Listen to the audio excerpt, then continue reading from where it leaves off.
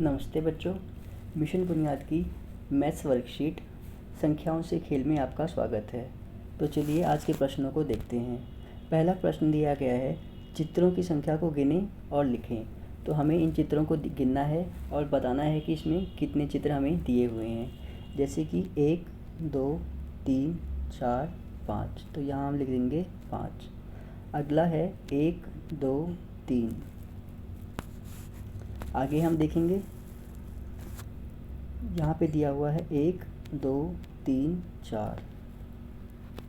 अगले चित्र में हम देखेंगे 1, 2, 3, 4, 5 और 6। अगले चित्र में देखेंगे 1, 2, 3, 4, 5, 6, 7, 8। अब हम अगले प्रश्न में देखते हैं प्रश्न 2। प्रश्न 2 में हमें दिया हुआ है, चीज़ों की संख्या को आपस में जोड़ें और लिखें। तो हमें जितने फल दिए हुए हैं इनको जोड़ना है और यहाँ पे हमें इसका उत्तर लिखना है।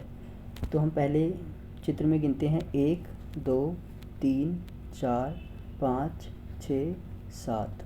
तो इसका उत्तर हो जाएगा 7। आगे 1, 2, 3, 4, 5, 6, 7, 8। आगे हम देखेंगे, हम गिनेंगे 1, 2, 3, 4, 5, 6, 7, 8, 9, 10, 11, 12, 13 और 14। आगे हम गिनेंगे 1, 2, 3, 4, 5, 6, 7। अगले प्रश्न में हमें दिया हुआ है, चिन्हों को समझते हुए हल करें। हमें जो यहाँ पे प्रश्न दिया हुआ है हमें इसको हल करना है। 6 और 3 को हमें जमा करना है। तो 6 और 3 होते हैं 9। आगे प्रश्न में हम देखेंगे 5 जमा 4, ये भी होते हैं 9। अगले प्रश्न में अब हमें घटा करना है। हमें 4 में से 3 को घटाना है। जब हम 4 में से 3 को घटाएंगे तो उत्तर आएगा 1। और अगले में हम 9 में से जब 2 को घटाएंगे तो इसका उत्तर होता है 7।